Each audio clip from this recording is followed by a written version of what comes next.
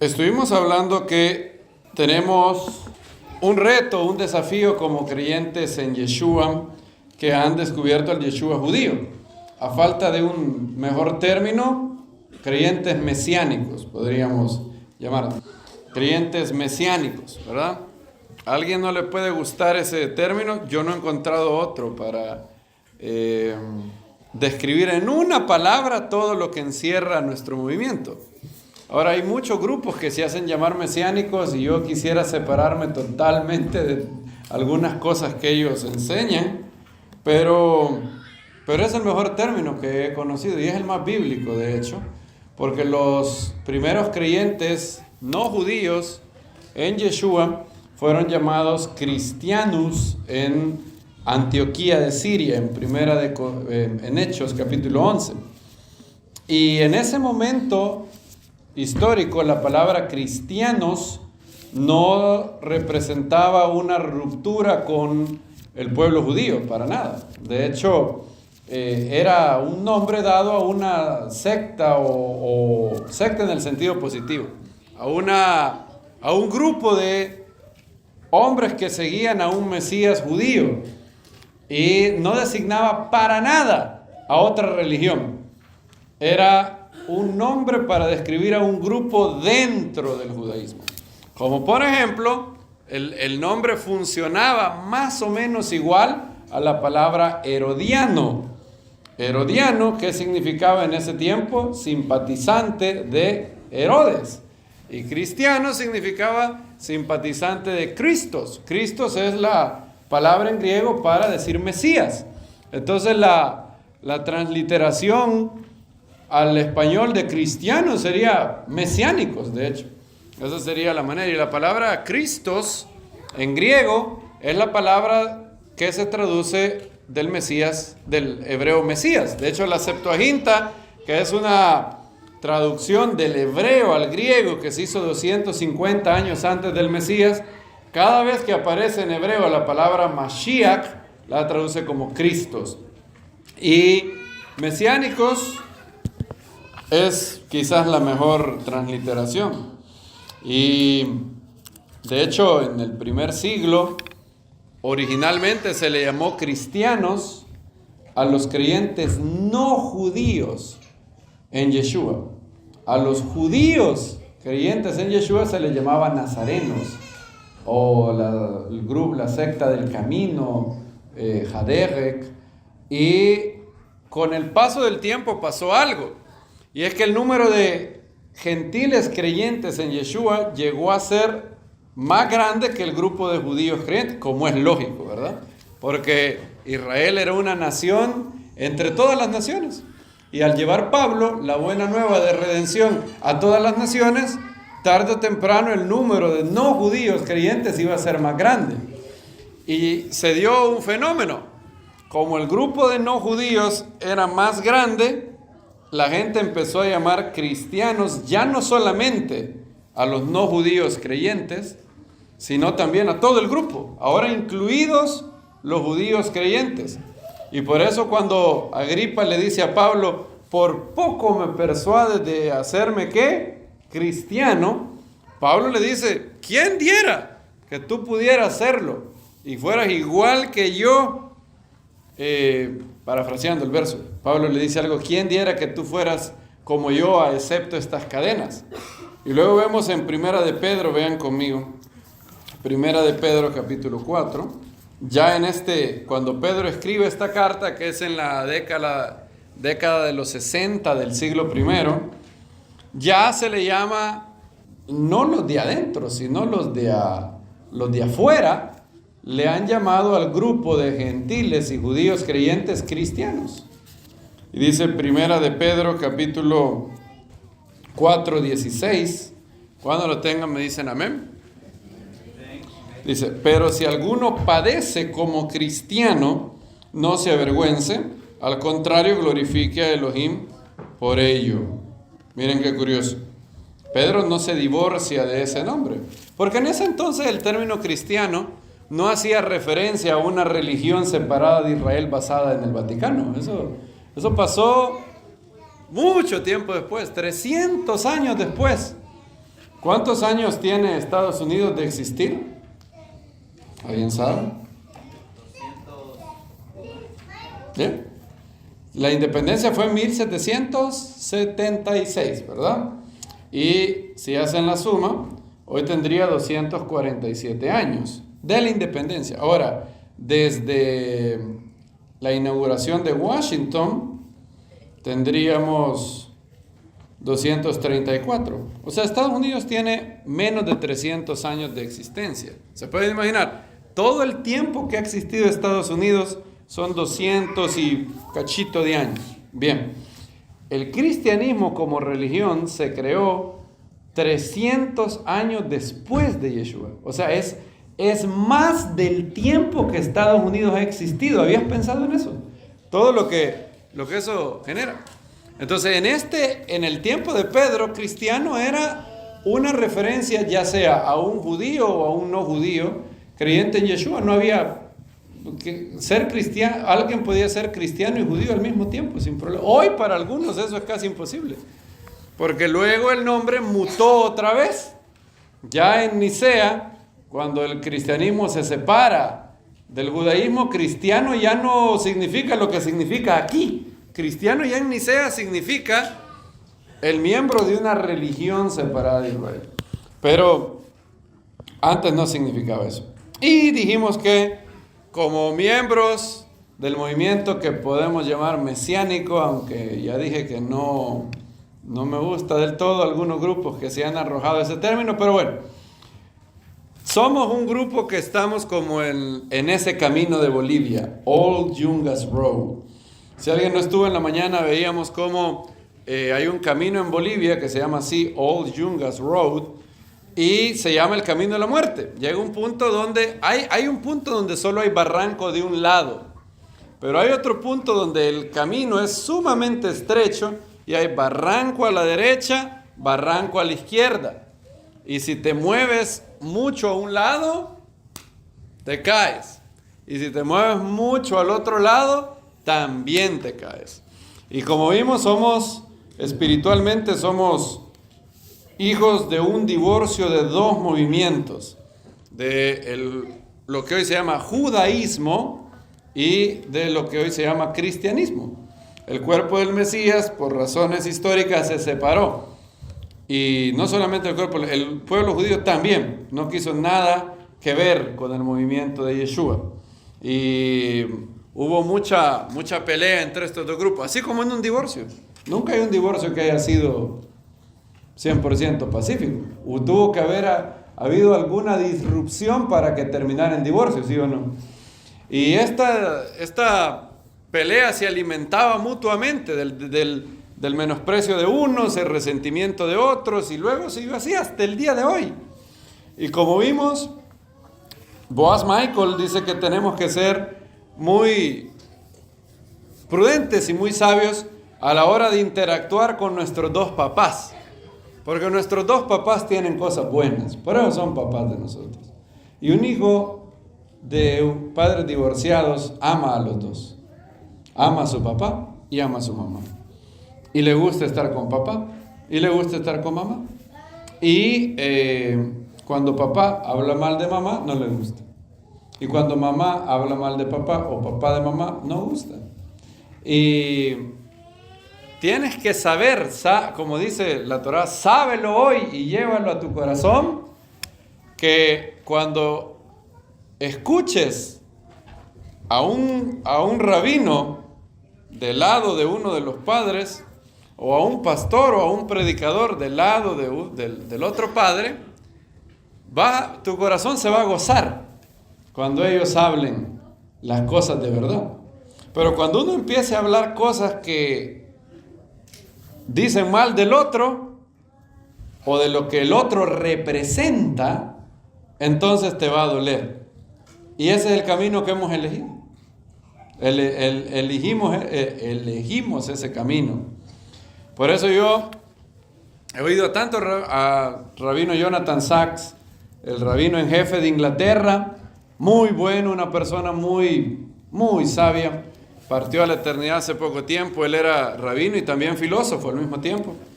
Y yo les recomiendo a todos comprar los 5 libros de sus comentarios a la Torá. Se llama Covenant and Conversation, Pacto y Conversación. Cada libro tiene como 6 comentarios a cada parashá. Son buenísimas, muy buenas. Rabino muy sensato. Y como es rabino y es filósofo, él puede integrar bien las dos partes. Muy, muy, muy bueno. Y lo he leído varios libros de él, no solamente eso. Y un día cuando habla, y él dice, una filosofía que implica poner la otra mejilla, no es algo que esté de acuerdo con la Torá, dice él. Es algo utópico, es algo irreal. Y ahí no me gustó. Porque dije, bueno, ¿cómo es posible que un gran rabino como él no puede entender lo que Yeshua está diciendo ahí? ¿Cómo puede tergiversar tanto, malinterpretar tanto a Yeshua? Y del otro lado, he leído mucho al filósofo y creyente William Lane Craig, y él tiene un libro de 800 páginas, sí, se llama Fundamentos Filosóficos de una Cosmovisión Sana de Creyente, y lo leí todo. No, iba leyendo como 20 páginas diarias, y el hombre es muy inteligente y algunas veces me dolía la cabeza de leer algunas cosas, porque al ser un hombre muy inteligente, él presupone que tú tienes términos que él ya maneja, y tenía que ir buscando y todo. Y maravilloso ese libro, maravilloso. Y luego llega al punto de la Trinidad. Y en la Trinidad, él dice que, recuerda, este es el hombre, este es el mejor defensor de la fe en Yeshua. De hecho, es genial. El tipo es brillante, ha debatido con todos los ateos más famosos para probar la existencia de Dios desde el punto de vista racional, científico. This is the man.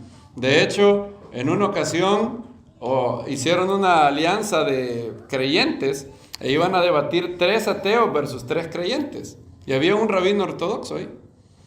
Y el rabino ortodoxo estaba un poco nervioso por cómo iba a debatir con los 3 ateos. Y se dio cuenta que el otro era William Lane Craig. Entonces el rabino, al ver quién tenía la par, prácticamente lo que hizo el rabino fue: aquí está ahí, usted hable por nosotros, le digo básicamente.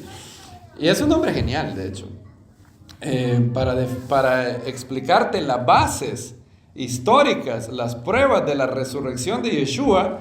Craig es uno de los mejores. Y yo cómo me gocé con eso. Y llega la discusión de la Trinidad, allá por la página 600, 700. Y Craig dice que la mejor analogía de la Trinidad es el cancerbero, dice él. El cancerbero es un perro mitológico de Grecia. Es un perro que tiene ¿cuántas cabezas? 3 cabezas. Entonces él dice que la Trinidad es un solo ser, un solo Dios, pero con 3 centros de conciencia. Dios es un ser que tiene 3 centros de autoconciencia. En 3 partes de Dios, él puede decir: hola, aquí estoy. Así como el cancerbero pudiera decir, ese perro de 3 cabezas, pudiera decir hola 3 veces, ¿verdad? Porque cada cabeza, entonces dice que el cancerbero era un solo ser con 3 puntos de conciencia. Y te imaginas lo que yo pensé. Dije, ¿cómo este hombre, siendo un doble PhD, siendo un genio, puede decir esto? Entonces yo he llegado a la conclusión que el judío tiene un velo con respecto a Yeshua, y el cristiano tiene un velo en Nicea, en la Trinidad. Están tan cerrados en esas 2 cosas. Y ahí me dolió otra vez. Entonces quiero poner algunas bases para que tú y como congregación naveguen bien las aguas bonitas, pero algunas veces confusas, de este río que nos ha tocado navegar, porque no lo quisimos así. Sería bonito que ahorita el movimiento fuera como el libro de los Hechos. Sería bueno que el movimiento de Yeshua fuera un movimiento reconocido en el judaísmo, así como, qué sé yo, los conservadores, los caraítas, yo no sé, algo así. Pero no es así. Nuestros papás se divorciaron. Ahora, lo maravilloso es que Hashem dice que un día Yeshua vendrá y reinará. Y le pusimos así al libro que hicimos hace años con un amigo. Le llamamos el judaísmo universal de Yeshua y sus apóstoles. Porque la religión mundial, cuando Yeshua vuelva, será el judaísmo de Yeshua. ¿Dicen amén a eso? Ese será el judaísmo. Él dijo, cuando el Hijo del Hombre se manifieste, vosotros que me habéis seguido, os sentaréis en 12 tronos para juzgar ¿a quiénes? A las 12 tribus de Israel. Y de Sión saldrá la Torá, de Jerusalén la palabra del Eterno en esos días. Todo el mundo dirá, ven, vayamos a conocer al Eterno.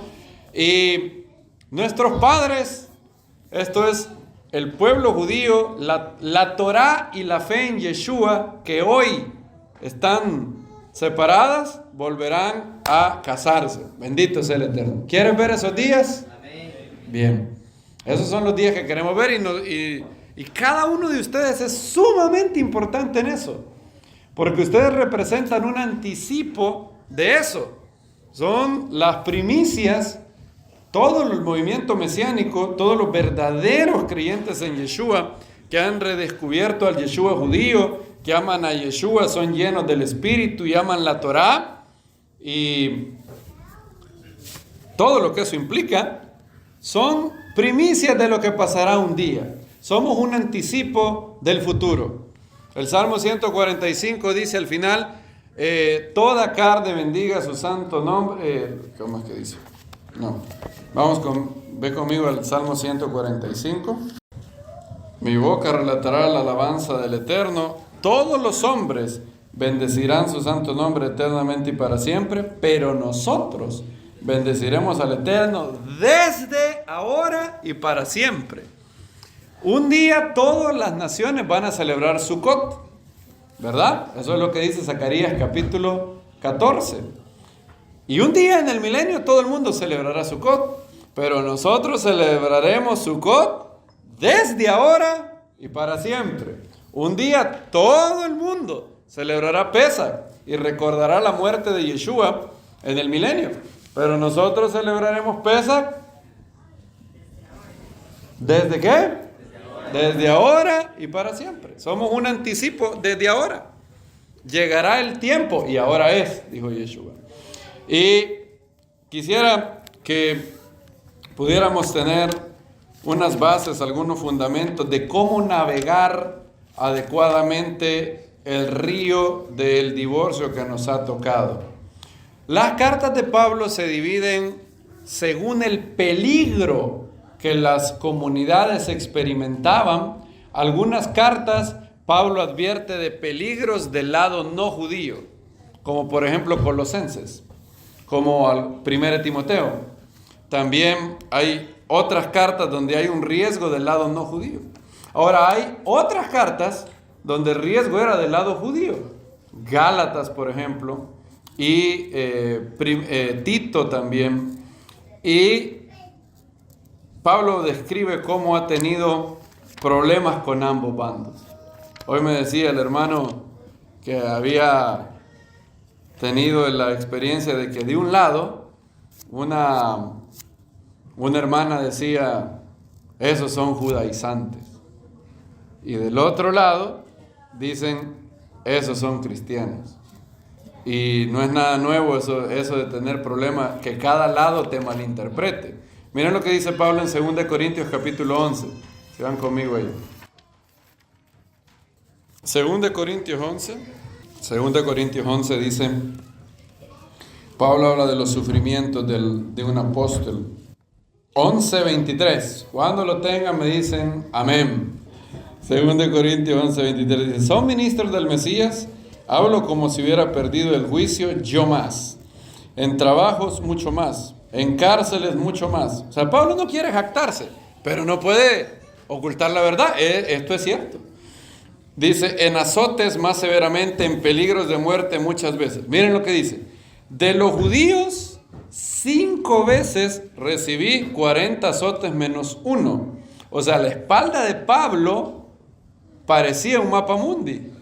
Estaba bien ceñida y no solamente por el cinturón. 39 azotes por 5. Haz la cuenta cuánto te da. Es terrible, ¿verdad? 195 da eso, sí, ¿verdad? 40 por 5, 40 por 5, ¿cuánto es? 200, ¿verdad? Bien, menos 5, 195. 195 azotes. ¿Puedes imaginar? Solo de los judíos, esos eran azotes. Sigue leyendo. 3 veces fui azotado con vara.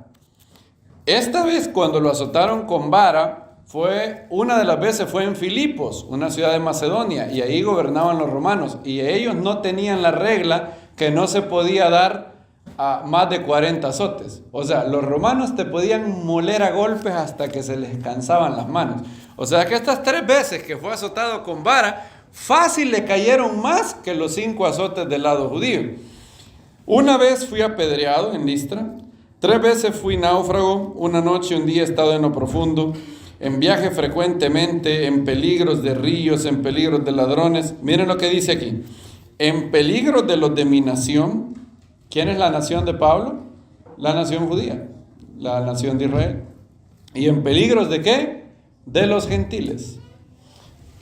Pablo había estado en peligros en suelo judío y peligros en suelo no judío, al igual que nosotros. Al igual que este movimiento, la fe en Yeshua tiene peligros del lado judío y peligros del lado no judío, peligros de parte de Lutero y peligros de parte de Maimónides. Y valoramos y apreciamos lo bueno que hicieron ambos, pero tenemos que ser prudentes y mantener un balance bonito, lleno del Espíritu, con mucho temor, para poder siempre discernir bien. Fue el mismo Yeshua quien nos lo advirtió. Miren en Mateo capítulo 16, vamos a ver eso. Mateo 16, 5. Yeshua acaba de tener un encuentro con algunos fariseos. De hecho, todo indica que estos fariseos eran de alto grado, alto rango. Y Yeshua acaba de tener un encuentro con fariseos y saduceos. Y luego, después de que ha tenido ese encuentro, Yeshua dice lo siguiente. Mateo 16:5, ¿lo tienen? Dice: cuando llegaron a la otra orilla, los discípulos habían olvidado llevar panes. Y Yeshua les dijo, ¿qué dice el verso 6? Mirad. Y fíjense que de hecho, cuando Yeshua dice mirad, es ya, ojo con esto, es tener cuidado. Me acuerdo cuando hicieron un anuncio, porque se había puesto muy de moda el secuestro en mi país, y utilizaron a esta niña que salía en Chespirito, se llamaba la Chilindrina, y decía, ojo, mucho ojo. No sé si pasó eso en Guatemala, pero ojo niño, mucho ojo, decía. Y cada vez que Yeshua dice mirad, es que está diciendo, ojo con lo que voy a decir, tengan cuidado. Como dicen en mi pueblo, pongan care vivo. También dicen, después le pusieron, pongan care chumpe. No sé si han oído eso, pero chumpe, no sé si se le llama chumpe. ¿A qué se le llama? ¿Utilizan la palabra chumpe en Guatemala? En alguna parte de más. ¿A qué le llaman chumpe? Al pavo, sí, correcto. Entonces, ¿qué significa poner care chumpe? Que un día me acuerdo que alguien me dijo, hey, poné care chumpe. Y yo me quedé, ¿cómo care chumpe? ¿Cómo eso? Y es que en diciembre ya van a matar al pavo. Entonces el chumpe tiene que estar avisado, tiene que tener cuidado. O sea, en diciembre el pavo tiene que andar con cuidado, tiene que andar con precaución. Entonces lo que querían decir es poner care chumpe, era tener cuidado. Y de hecho en griego, prosegete, Yeshua, la traducción de Mateo, tiene doble cuidado. Escucha bien, doble cuidado. En griego dice algo como vigilad y tengan cuidado. 2 veces. O sea, enfatiza 2 veces el cuidado que hay que tener. Vigilen y tengan cuidado. Eso es lo que está diciendo. Vigilad y tened cuidado. O sea, si Yeshua enfatiza 2 veces que lo que viene tienes que guardarte, creo que hay que prestar mucha atención, ¿verdad? Lo que va a decir. Dice: guardaos y cuidaos de la levadura de los fariseos y saduceos. Entonces ellos razonaban y los discípulos no le entendían, eran medio lentos, medio centroamericanos como nosotros. Y decía, ellos entonces razonaban entre sí diciendo, quizás dice esto porque no trajimos pan. Y Yeshua les dijo, ¿qué estás hablando entre vosotros, faltos de fe, de que no tenéis panes? ¿No entendéis? ¿No recordáis los 5 panes de los 5,000 y cuántos cestos recogisteis? ¿Ni los 7 panes de los 4,000 y cuántas canastas recogisteis? ¿No entendéis que no os hablo acerca de panes, sino que se guarden de la levadura de los fariseos y saduceos? Y si tienes el hábito de subrayar tu Biblia, subraya el verso 12. Entonces entendieron que no les decía que se guardaran de la levadura de los panes, sino ¿de qué? De la doctrina, que también se puede traducir como enseñanza, ¿verdad? La palabra en griego ahí es didaje, la enseñanza, la doctrina de los fariseos y saduceos.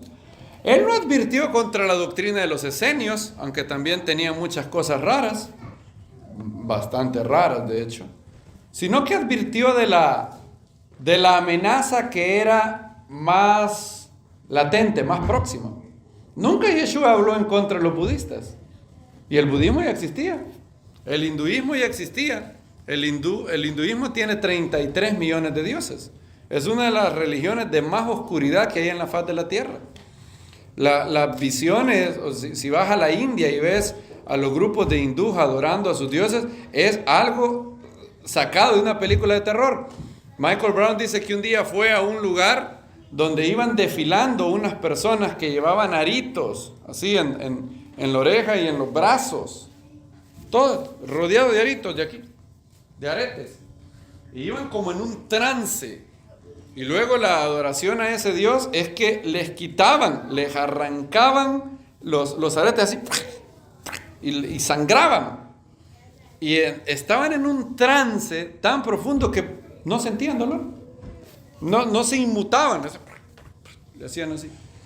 Y Yeshua no advirtió sobre los hindús, no advirtió sobre los budistas, no porque no tengan todavía más peligros, pero advirtió hacia el peligro que estaba cerca. Según es la enfermedad o el riesgo, debe ser la medicina. Supón que a una persona se le sube la presión. Hay que darle medicina para que la presión, ¿qué? Se le baje. Ahora, si se le baja la presión, ¿qué pasa si al que tiene la presión baja le das la medicina para bajar la presión? Sale peor, lo vas a matar. Según es si alguien tiene hipoglucemia, no es lo mismo que si es diabético, ¿verdad? La diabetes se le sube el azúcar, la hipoglucemia es que se le baja el azúcar. Yo tenía un amigo que tenía hipoglucemia, creo, sí, y se le bajaba el azúcar. Y él andaba chocolates en el carro, porque cuando se le bajaba el azúcar quedaba así,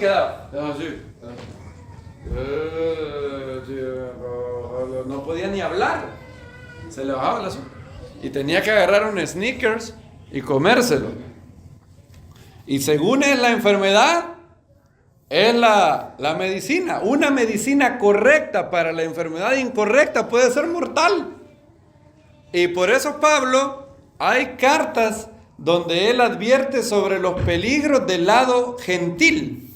En Colosenses, él advierte contra un grupo de proto-gnosticismo que se había llegado ahí, que les enseñaba a tener adoración de ángeles y otras. Estaban bien fumados esos ahí en Colosas. Y él les dice, vosotros estáis completos en él.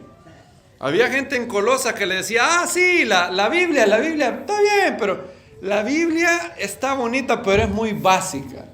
Hay conocimiento esotérico que es más profundo. Y cuando comprendas este conocimiento esotérico más profundo, vas a ver que Hashem quiere que conectes con los ángeles. Y cuando comprendas esto, vas a dejar de comer carne, te vas a hacer vegetariano. Y Pablo empezó a ver esos riesgos y advirtió bien duro contra eso en la carta de Colosas. Pero del otro, y esa era la medicina. Ahora, del lado, en Colosenses les dicen, no dejen que nadie los juzgue por celebrar Shabbat, luna nueva, día de fiesta, comida y bebida. Nadie os prive de vuestro galardón siguiendo mandamientos de hombres. No gustes, no toques, ni aun pruebes. Y era un riesgo de suelo gentil, del lado no judío. En Gálatas era al revés. En Gálatas el peligro estaba del lado judío. Y por eso Pablo tiene que escribir bien fuertemente en contra de eso. Y Yeshua, el grupo que más se parecía a él eran los fariseos. De hecho, si tú mirabas a Yeshua, lo primero que hubieras pensado es que él era fariseo. Porque usaba tefilín y todo era... De hecho, los fariseos no se juntaban con ningún judío que no consideraban parte de la Jabugá, decían ellos. O sea, un fariseo no se juntaba con un judío que ellos llamaran Am Haaretz, un iletrado. ¿Y has visto que a Yeshua lo invitan a comer los fariseos? Ellos nunca hubieran invitado a comer a alguien que no consideraban del club, de adentro. Pero él era un fariseo sin igual. Raro este fariseo. De hecho, les causaba muchos problemas. Y él invirtió un capítulo entero, Mateo 23, acusando a los fariseos y muy fuertemente.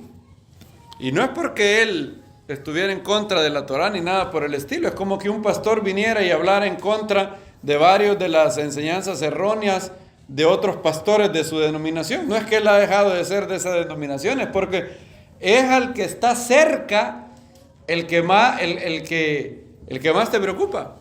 Yo como papá disciplino a mi niña y le enseño, le instruyo. Imagínense que me dijera, papi, ¿por qué me castiga a mí? ¿Por qué no castiga al niño del vecino? ¿Qué le diría yo? Pues el niño del vecino no es mi hijo. La que es mi hija eres tú. Y a ti te quiero, te amo y también si tengo que advertirte, lo hago. Y hay, queridos hermanos, de ambos lados un riesgo. Yeshua, recuerda bien esto. Yeshua te dio un mandamiento. Tenemos un mandamiento de tener cuidado de la doctrina, de la enseñanza de los fariseos. Y otra vez lo dijo. Miren Marcos capítulo 7 ahora. No voy a leer todo Marcos 7:1, pero ustedes saben cuál es la controversia. Unos de los discípulos no hicieron Netilat Yadayim, no se lavaron las manos de manera ceremonial como lo hacían los fariseos. Los fariseos se enojan y Yeshua básicamente luego les dice a los discípulos que comer pan, porque aquí la discusión no era si se podía comer cerdo, ¿verdad? El mundo cristiano se imagina eso, como que aquí, y es más, le han añadido algo que es terrible, es que el cristianismo en su afán de hacer que Yeshua anule la Torá, le añadió a la Biblia. Cuando Yeshua dice, esto decía, declarando puros todos los alimentos. Esa frase, esto decía, no está en griego. Lo que dice lo que dice Yeshua es, esto va a la letrina, haciendo puro todos los alimentos.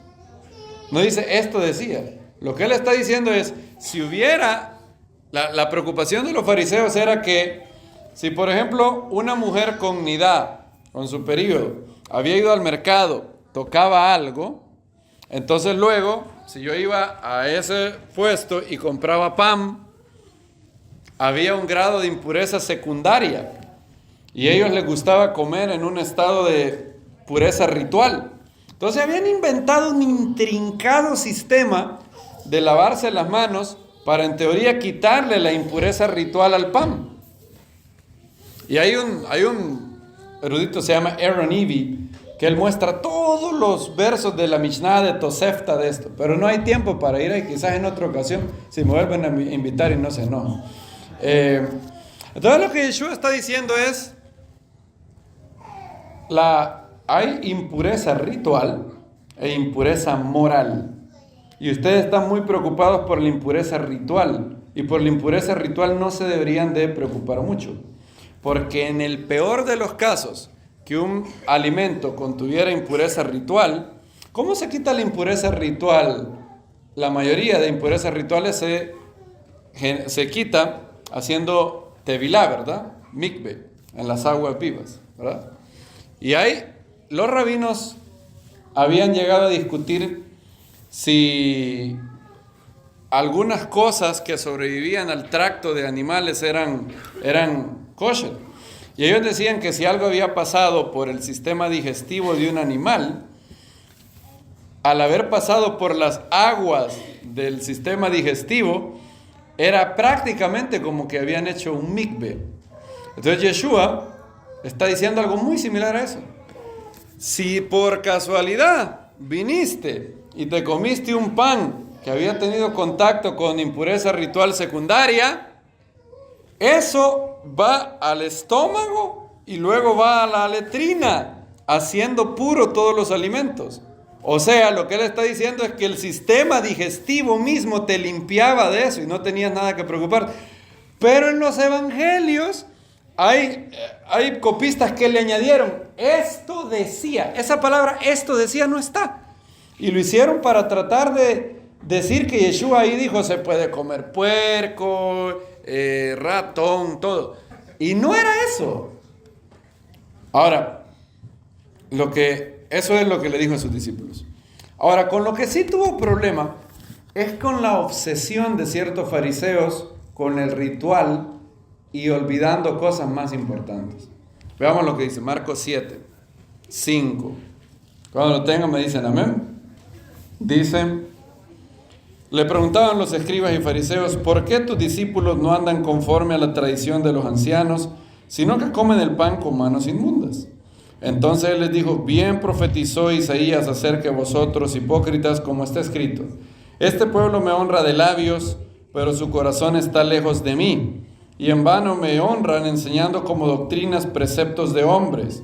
Haciendo caso omiso del mandamiento de Dios, os aferráis a la tradición de los hombres. Les decía, ¿qué bien invalidáis el mandamiento de Dios para establecer vuestra tradición? Porque Moshe dijo, honra a tu padre y a tu madre, y el que maldice a padre y a madre, ciertamente muera. Pero vosotros decís, fíjense este huequito legal que se había hallado. Si un hombre dice al padre o a la madre, cualquier cosa con que pudiera beneficiarte de mí es corbán, o sea, está dedicada al templo, ya no le dejáis hacer nada por el padre o por la madre. O sea, había un mandamiento de Moisés, honra a tu padre y a tu madre, y eso incluye, según la Torá, según los rabinos, incluye proveer económicamente para los padres cuando ya tienen una edad avanzada. En la cultura oriental, y esto todavía es así en la cultura china, Billy Graham, la esposa de Billy Graham, Ruth Graham, se crió en China. Y él contaba que en China, para los orientales, ellos están tan emocionados de servir a su papá, que cuando el papá llega a una edad avanzada, todos se reúnen y dicen, bueno, ya mi papá no puede trabajar, ahora es tiempo de que disfrute. Lo vamos a mantener todo. ¿Con cuánto vas vos? Yo pongo $1,000. Yo $1,000, pues todo lo vamos a mantener. Y ellos lo hacen con un amor. Y Billy Graham decía, ¿cuánto tenemos de aprender de ellos? Nosotros aquí, lo que hacemos con nuestros padres es mandarlos a un nursing home. Nursing home. Algunas veces, yo no digo que eso sea del todo mal, pero muchas veces un nursing home es una cárcel al que se le encierra ahí a un hombre que el único crimen es haber envejecido.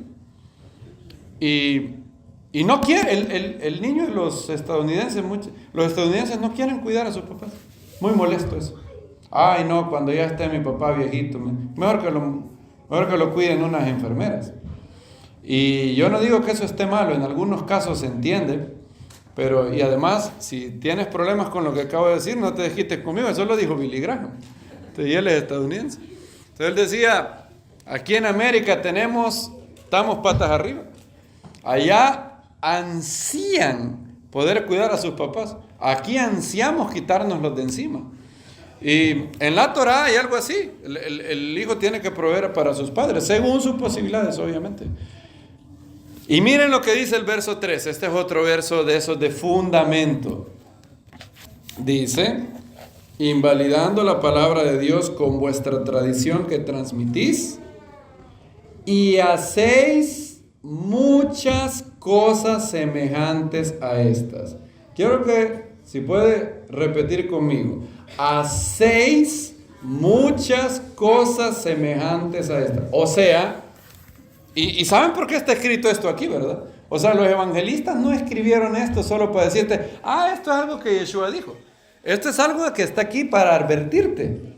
Yeshua te está diciendo que esto no es una sola excepción. Hay muchas cosas que ellos hacen semejantes a estas. Y tienes que cuidarte, porque de lo contrario terminarás invalidando la palabra de Dios por un comentario o invalidando la palabra de Dios por una tradición. La Biblia en Deuteronomio 24 dice que si una mujer presentara algo, si el hombre encontrara algo de inmundicia en la mujer, erbat davar, dice en hebreo, entonces podrá darle carta de repudio. Basado en Deuteronomio 24, eso es muy importante porque hay otro verso que habla de otras cosas, pero basado en Deuteronomio 24, el único divorcio que se permitió en ese verso es basado en erbat davar, cuando uno de los cónyuges presenta una conducta sexual desviada, sin llegar al punto del adulterio, pero una conducta sexual desviada y continua. Entonces, en ese caso, y obviamente hoy en día por adulterio con mucha más razón, el cónyuge afectado tiene la posibilidad de divorcio. No está obligado según Yeshua, pero tiene esa posibilidad. Y en el siglo I hubo un rabino que dijo, está escrito, y esto está en Sifré, el comentario de Sifré. ¿Y saben lo que hizo un rabino? Y no un rabino de normal Joe in the streets. Este fue Hillel. Hillel dijo, bueno, está escrito ahí que se puede dar carta de divorcio por erbat davar.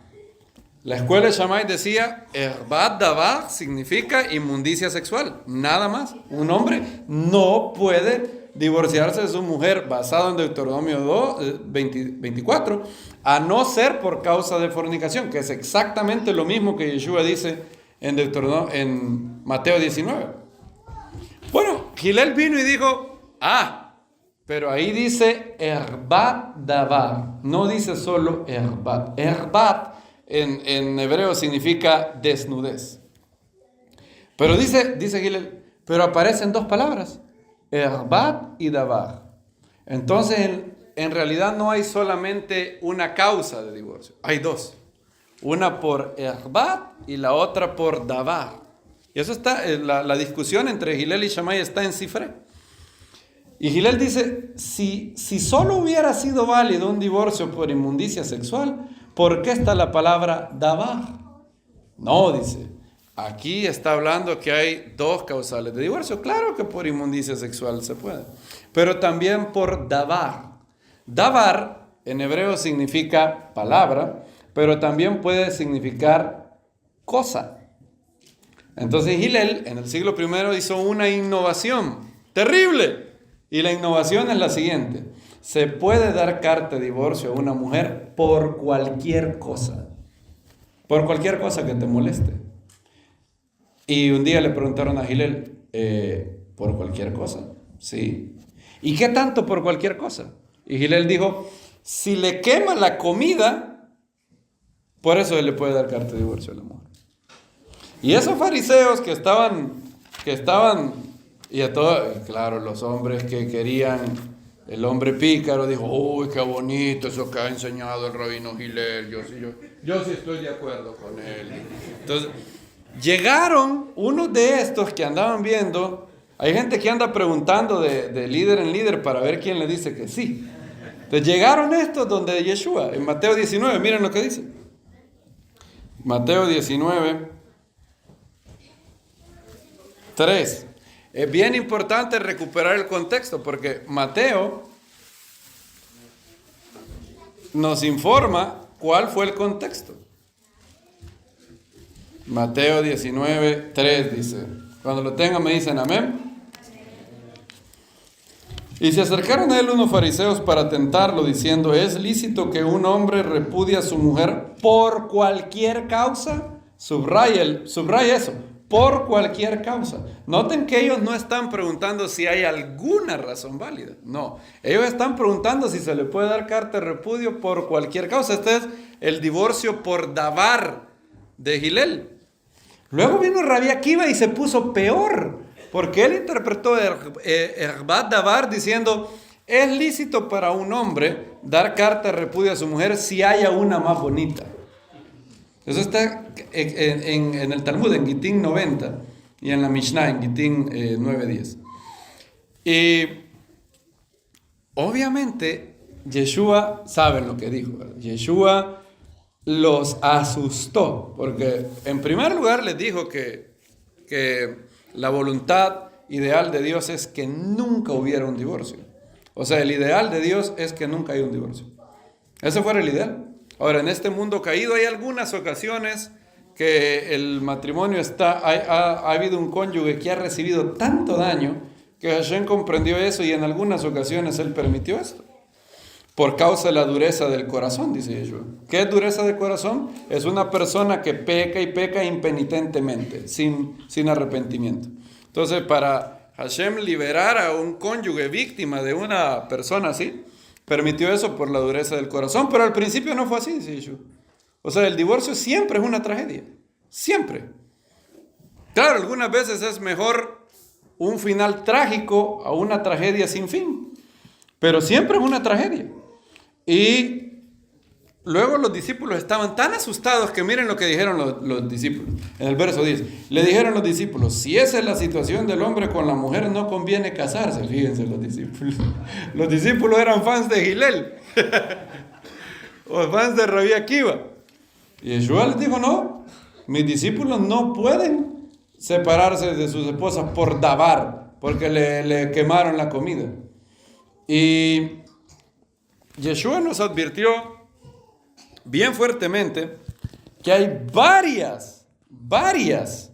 muchas cosas semejantes donde del lado judío se busca vacíos legales para ir en contra de la Biblia. Y de eso tenemos que tener cuidado. Tercer verso que nos habla de un fundamento para tener el balance correcto en este río que nos ha tocado vivir es Tito 1:14.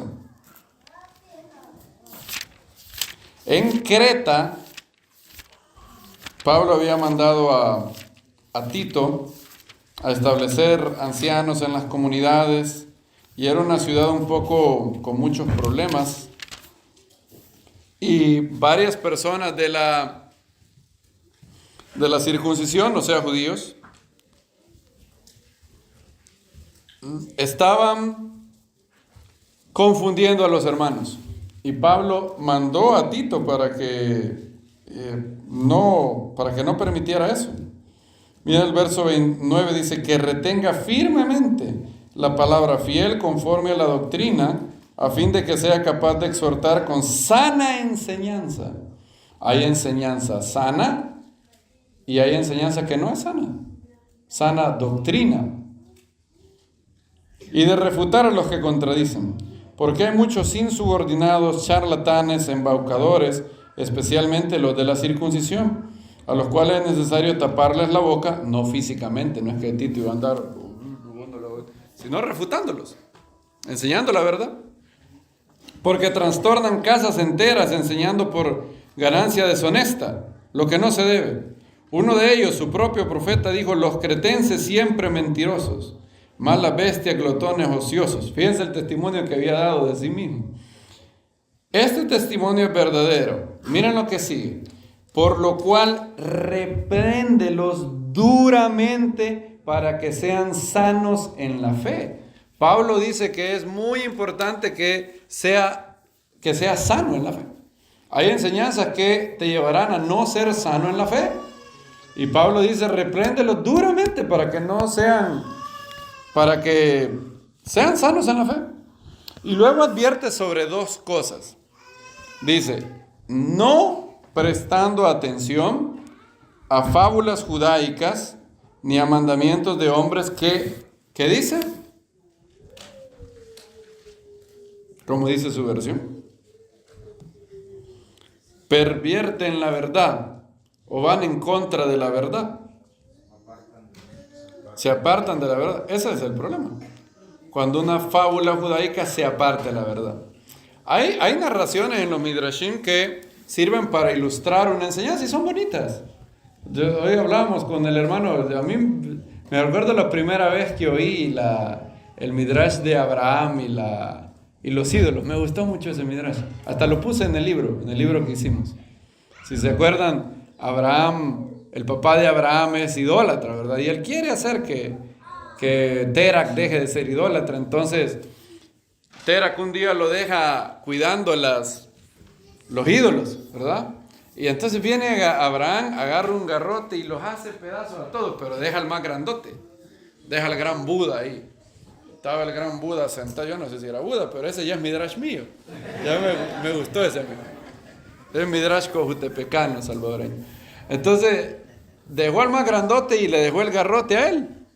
Y cuando llegó Terak, le dijo: ¿qué es esto? ¿Qué ha pasado aquí? Y Abraham viene y le dice: no hombre, hubieras visto lo que pasó. Vinieron todos estos ídolos y empezaron a pelear.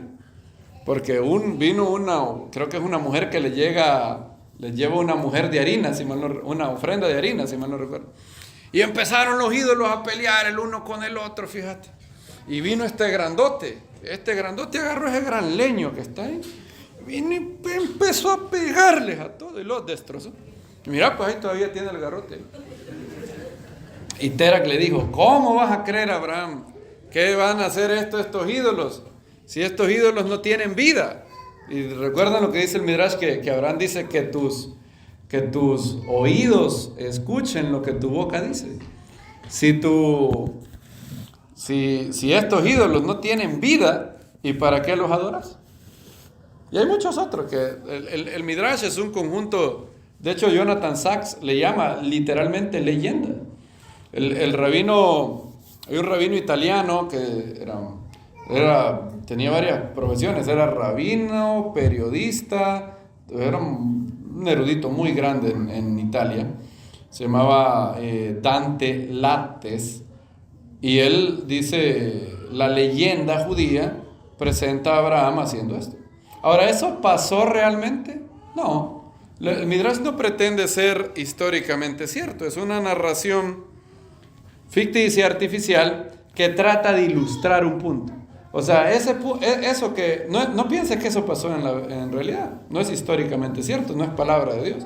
Pero lo que busca el Midrash es, a manera de parábola, darte una idea de lo que pudo haber pasado.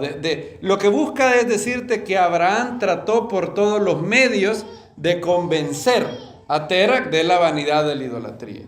O como hay otro Midrash que dice que 3 gigantes se pusieron uno encima del otro para ver a Abraham, que estaba a punto de sacrificar, y luego se lo dijeron hacer. Eso no pasó literalmente, no. Los gigantes no fueron el primer circo que empezaron a ponerse uno encima del otro. Lo que busca enseñar el Midrash es que Sara hizo todo lo posible para saber dónde habían ido Abraham y Isaac. Y algunos rabinos dicen: bueno, quizás eso fue la impresión de saber. El objetivo del Midrash es ayudarte a entender un posible motivo de por qué inmediatamente después de la queda empieza la parashá Hayei Sara y Sara se muere. Entonces, probablemente, dicen ellos, es debido a que Sara tuvo una impresión muy fuerte, te imaginas, tu único hijo y tu esposo tuvo la brillante idea de irlo a sacrificar, entonces eso le pega a Sara y ella muere, dicen algunos. Y hay muchos midrashim que buscan elucidar el texto bíblico.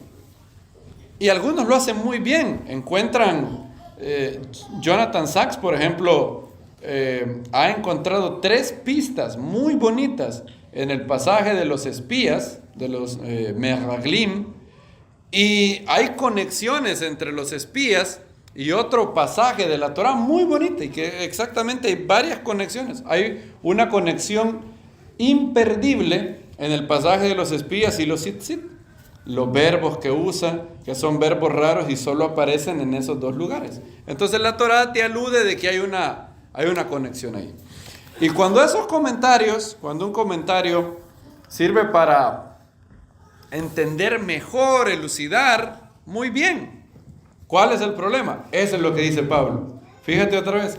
Fábulas judaicas ni mandamientos de hombre que van contra la verdad. Ahí está el problema. En el momento, y esa es una regla que hay que tener en toda comunidad mesiánica, en el momento que un comentarista, ya sea judío o cristiano, vaya en contra de lo que dice la Biblia, tú aprecias, tú valoras a los comentaristas, pero Hashem no te ha llamado a aceptar todos los comentarios de manera sin discernimiento. Todo lo contrario, te ha mandado a hacer lo opuesto. Pablo dijo, escudriñadlo todo, ¿y qué? Retener lo bueno y lo que vaya acorde a la Biblia. Ahora hay un gran problema si no lees la Biblia, porque ¿cómo vas a saber qué va acorde a la Biblia si no lees la Biblia? Sería como pretender ser catador de vino sin haber probado vino. Yo no puedo ser catador de vino. Yo he visto a los catadores de vino que dicen, agarran un poquito de vino y dicen, este vino tiene notas aterciopeladas y notas de cereza, notas achocolatadas. Yo pruebo 3 vinos, me saben igual, los vinos. O los catadores de café, ¿has visto? Hay gente que puede probar un café y sabe de qué región del mundo es el café. Yo tenía un amigo que me decía, el café es café, sabe igual, amargo. Sabe igual en todos lados. Pero hay gente que tiene desarrollado el sentido. Y eso es lo que hace el discernimiento. Dice la Biblia, los que por el uso tienen ejercitado el discernimiento, los que son maduros. Y el escritor de Hebreos está muy desilusionado porque dice, vosotros ya deberíais de ser maestros. No les debería enseñar lo básico. Pero no tienen discernimiento todavía. Se tragan cosas que no.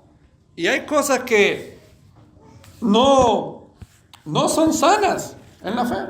Y hay que tener mucho cuidado.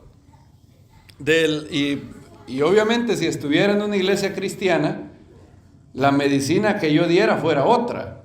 ¿Verdad? ¿Se recuerdan de la medicina adecuada? En una iglesia cristiana yo les advirtiera más de los riesgos del lado no judío, de los riesgos del lado de los padres de la iglesia, de eso les advirtieron. Pero con ustedes, el riesgo es del otro lado. Entonces, amados, queridos, ustedes tienen una comunidad maravillosa, preciosa. Con Nancy estamos muy,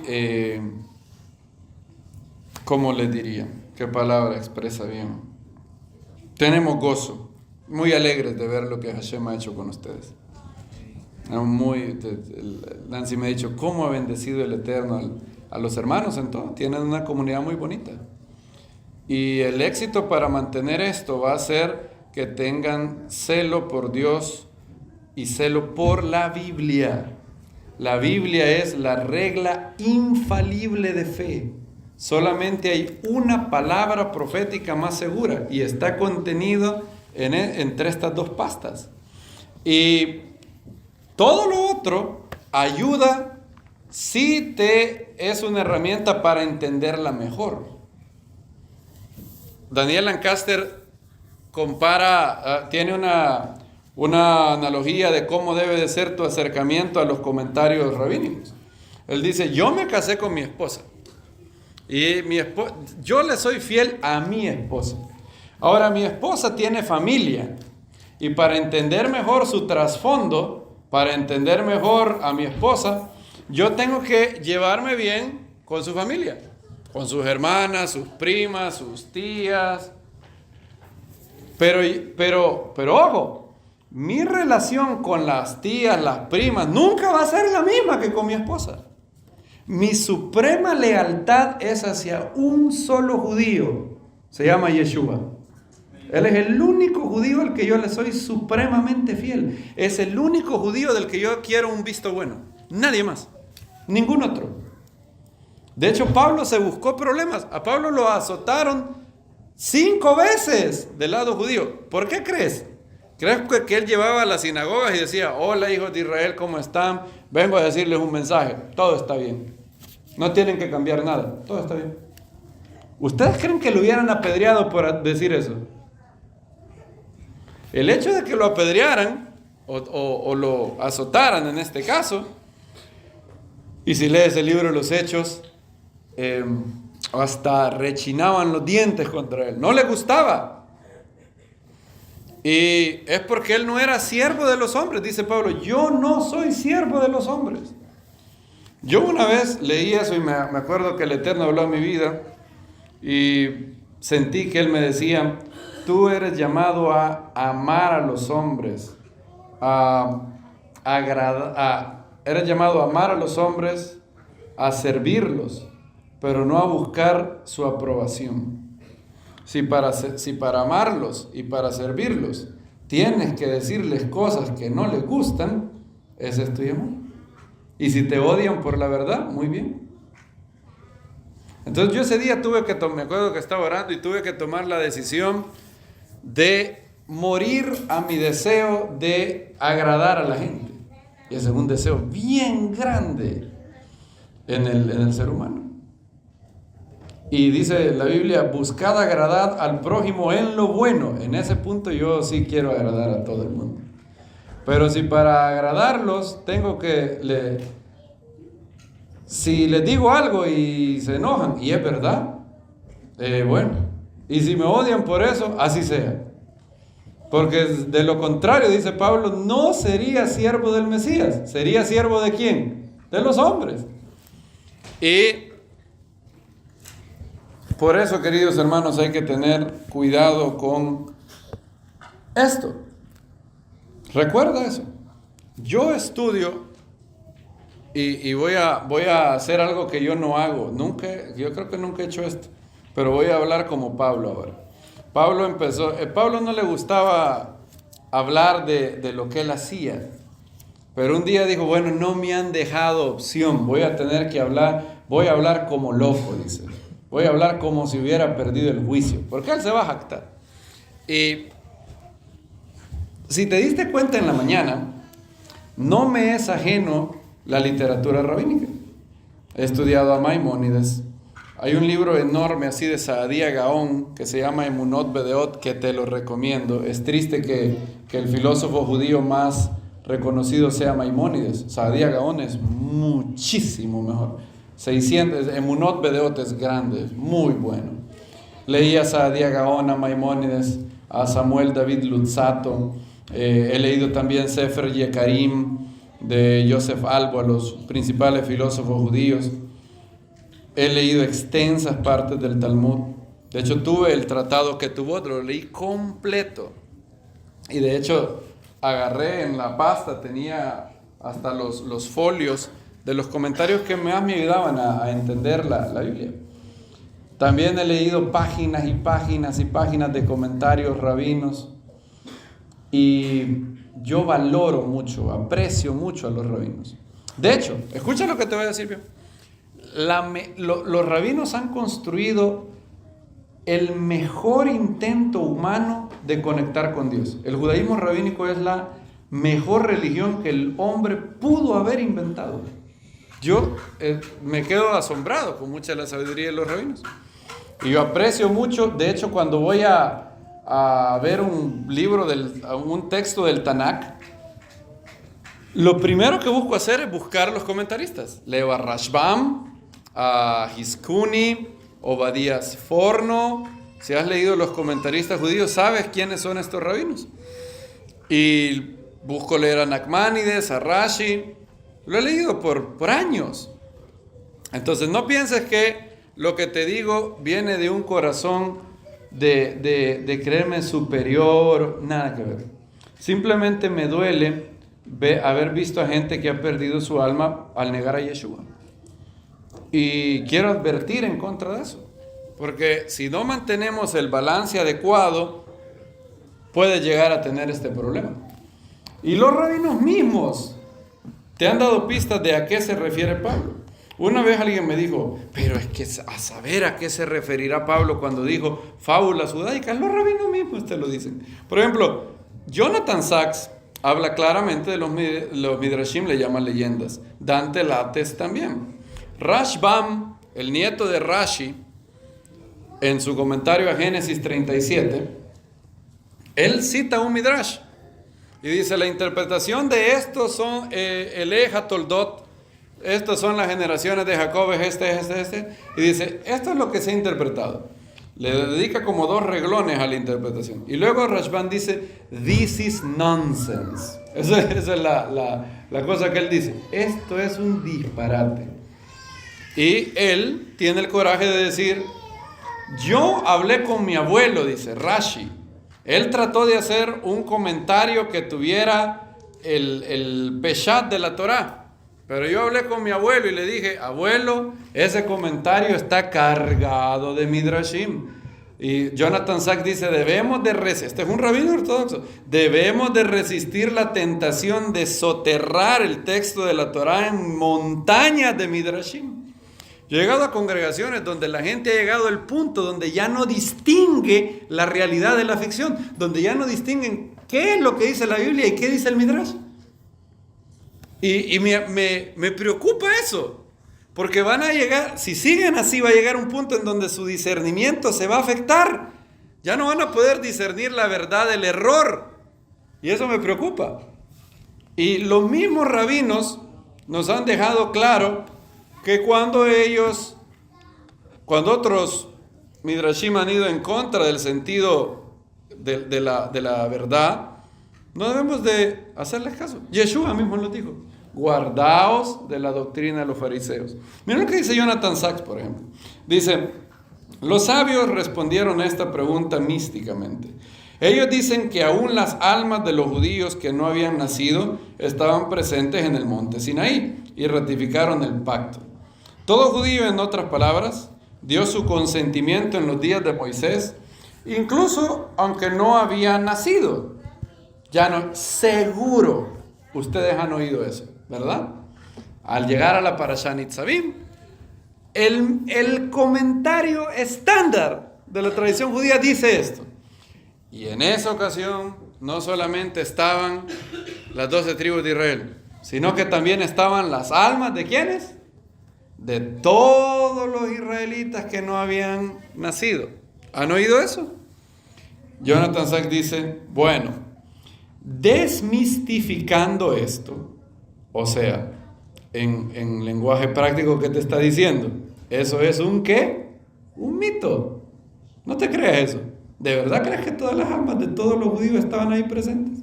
Es más, el propio texto de la Torá te ayuda a ver que eso no es así.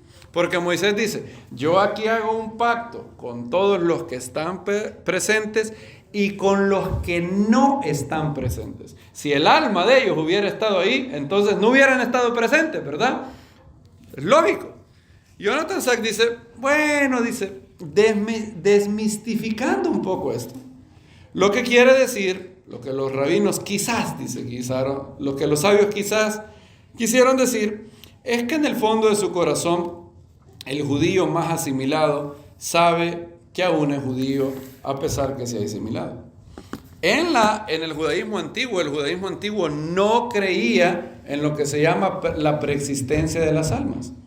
Que en este momento hay un gran almacén de almas allá arriba y que según va naciendo la criatura, hay ángeles que agarran de ese almacén y se la ponen ahí al alma. Eso no era algo que el judaísmo creyera. Es más, El rabino Saadía Gaón, que era el rabino más grande de Israel en el siglo X, escribió un libro, ya te dije, así es, grandote, léelo, por favor lee ese libro, principalmente los líderes.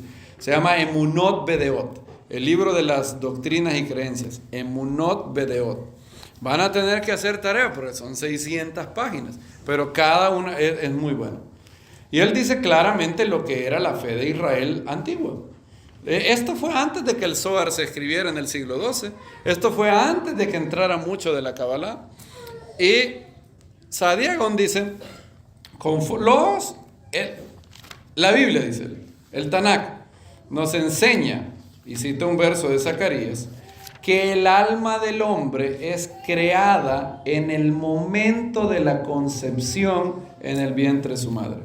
Eso dice Saadía Gaón en Emunot Bedeot. Él cita Zacarías 12:1, dice, profecía del Eterno sobre Israel, así dice Hashem, quien extendió los cielos, echó los simientes en la tierra, forma el espíritu del hombre en su interior. Entonces él dice que es en el interior del vientre, la madre, que el alma es formada en el momento de la concepción. Por eso estamos totalmente en contra del aborto. En el momento de la concepción, ahí se crea un ser humano. Un ser humano que matarlo, interrumpir su vida ahí, es asesinato, es homicidio. También Saadía Gaón escribió ese libro porque en los días de él había la primera página. Si ustedes leen Emunot Bedeot, en la primera página dice: he escrito este libro porque he tenido reportes de judíos que creen una serie de cosas que estoy afligido, dice, angustiado. Habían unos judíos en Irak que, por ejemplo, creían que Hashem estaba hecho de fuego. Literal, que cuando la Biblia dice que Hashem es un fuego consumidor, era literalmente que Hashem era como la antorcha humana, como de los Cuatro Fantásticos. Y él escribe con una angustia y dice: yo no puedo creer que hayan judíos que crean esta barbaridad, dice él. Y eso fue 900 años después de Yeshua. Y en Emunot Bedeot 6.3, él dice, te voy a leer una de las frases más fuertes de un rabino contra una enseñanza judía, que en los días de él era una enseñanza que casi nadie creía, solo eran unos pocos. Pero hoy en día prácticamente es una enseñanza que está en todo grupo judío. Esto es lo que dice Saadía Gaón en Emunot Bedeot. Y si se enojan, no se enojan conmigo, yo no escribí esto. Este es Saadía Gaón. Dice, pues no veo por qué se tengan que enojar. Emunot Bedeot dice lo siguiente, 6.3.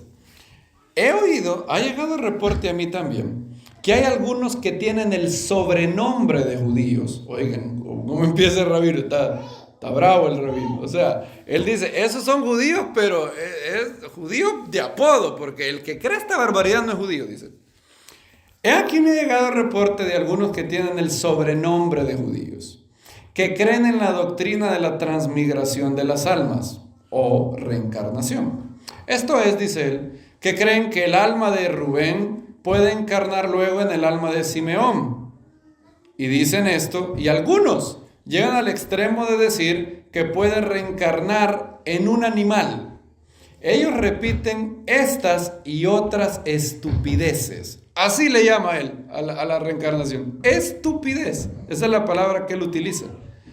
Y en esos días, antes del Zohar, antes del Sefer Bahir, antes de Nachmanides, de hecho, la fe de Israel era la resurrección, no la reencarnación. De hecho, la Biblia claramente enseña que la reencarnación es falsa. Hebreos 9:27 dice, está establecido para los hombres que mueran, ¿cuántas veces? Una sola vez, y después el juicio. Ah, pero eso está en los escritos apostólicos, pero ellos no creen en los escritos apostólicos. También el Tanakh. A David se le murió el niño que tuvo con Betsabé, ¿se acuerdan? El niño enfermó y él ayunaba, oraba y de ahí se murió el niño. Y llegan y los siervos tienen un problema porque dicen, ¿y cómo hacemos ahora? Si David, cuando el niño estaba enfermo, estaba ayunando, no comía, le decimos que se murió el niño, se nos muere el rey. ¿Cómo hacemos ahora?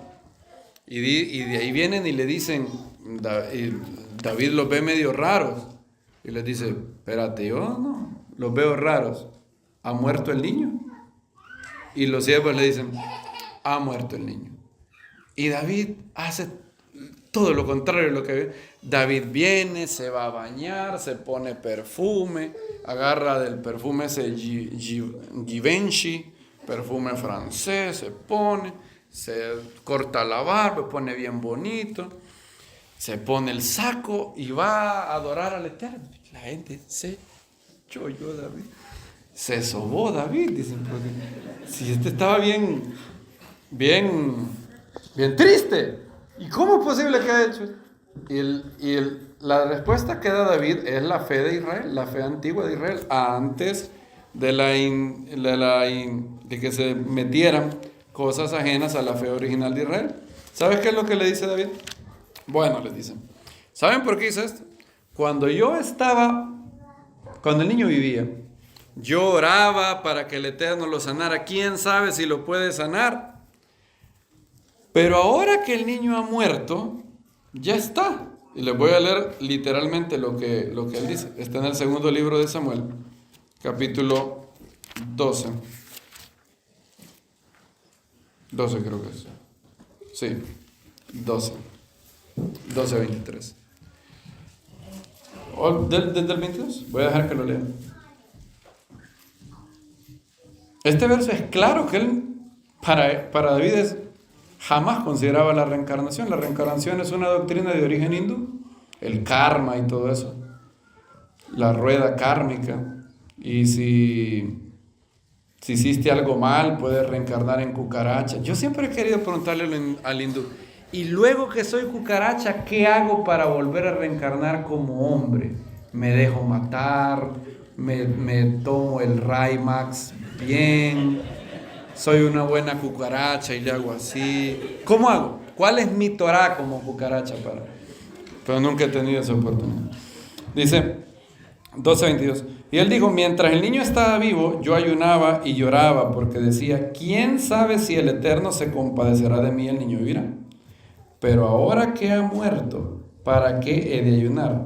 ¿Acaso podré hacerlo volver de nuevo? Oigan lo que dice David. Yo voy a él, pero él no volverá a mí.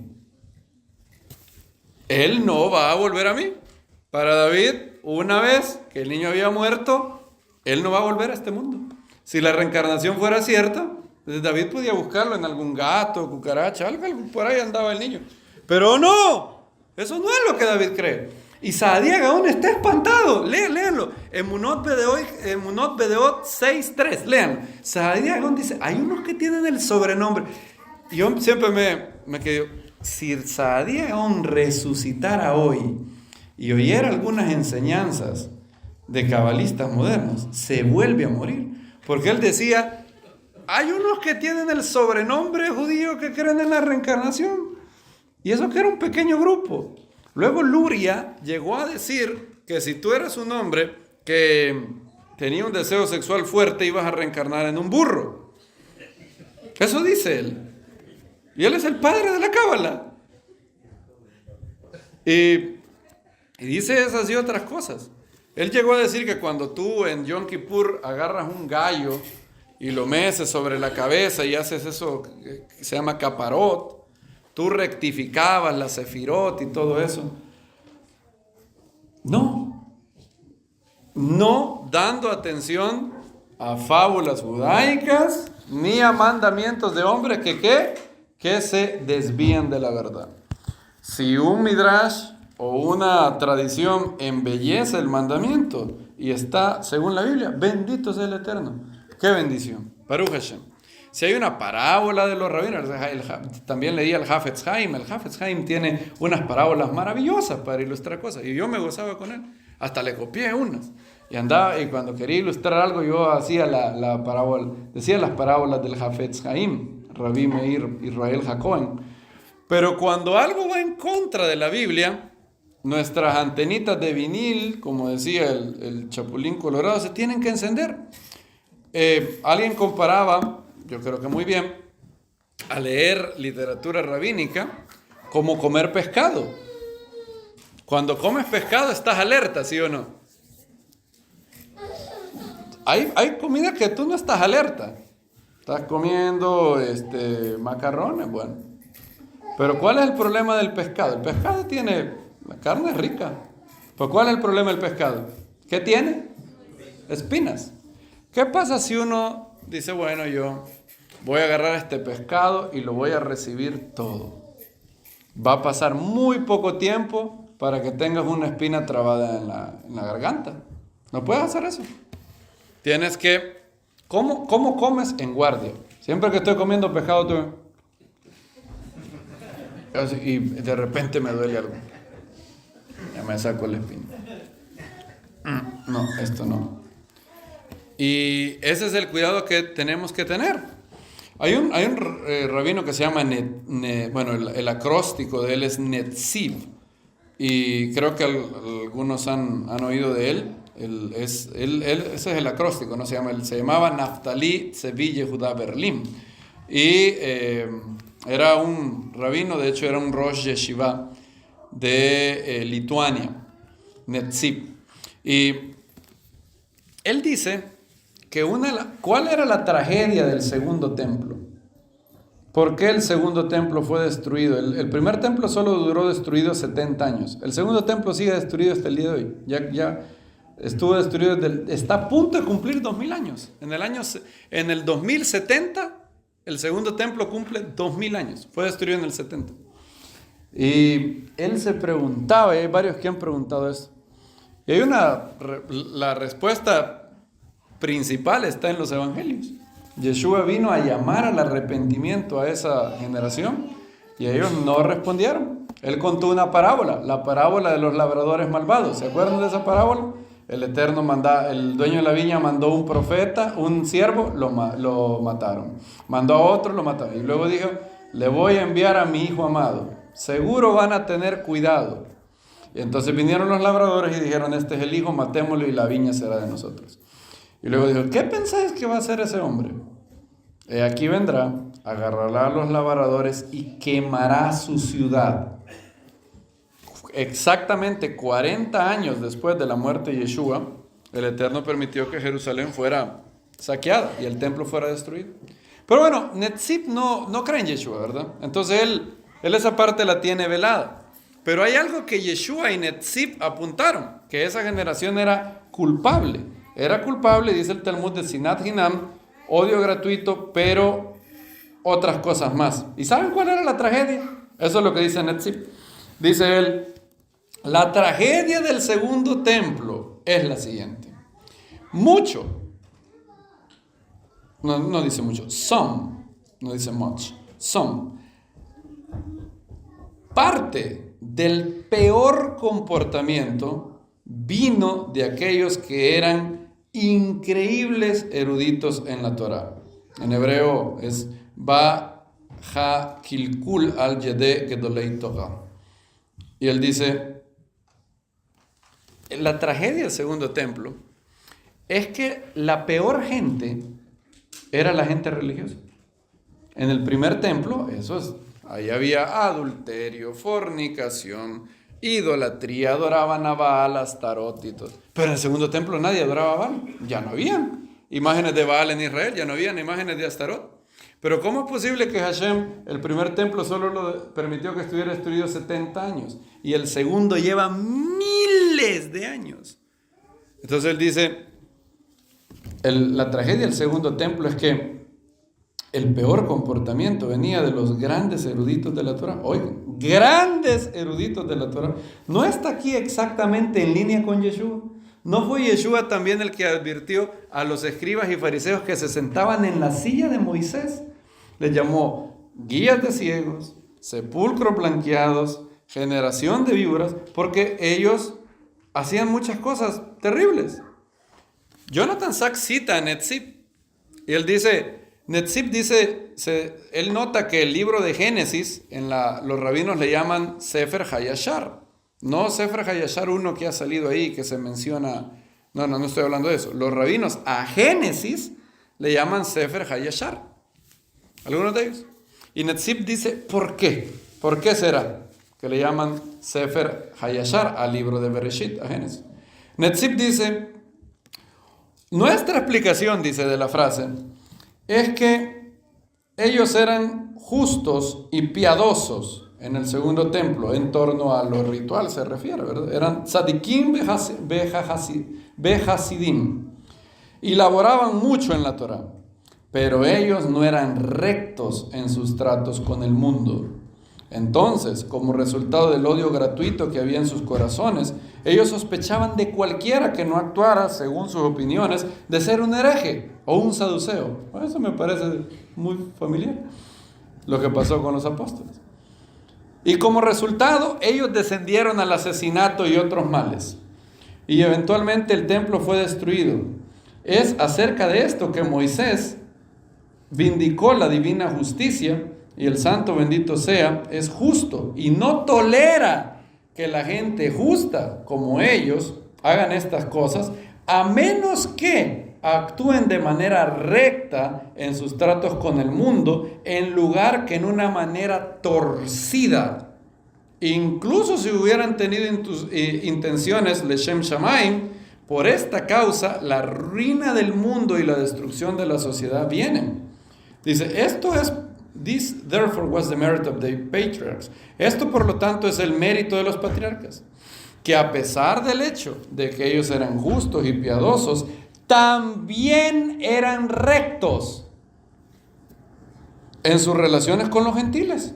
Incluso los peores idólatras, los patriarcas actuaban con amor a ellos. Dice, por ejemplo, dice él, Abraham, a pesar que odiaba la maldad de los hombres de Sodoma, se postró delante del Eterno en súplica por el pueblo de Sodoma. O sea que Abraham era muy justo y actuaba con amor incluso a los gentiles, a los peores idólatras. Y dice, por eso el Midrash Rabbah dice de él, has amado la verdad y la justicia, pero has odiado la iniquidad.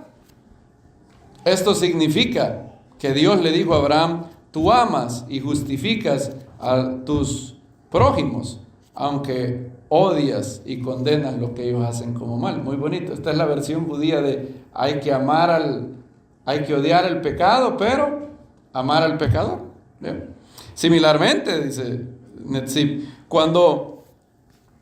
similarmente con Isaac, él se dejó ser apaciguado rápidamente por sus enemigos, basado en unas pocas palabras de disculpa de Abimelech y sus compañeros. Él rápidamente hizo paz con ellos. Lo que veíamos hoy, ¿verdad?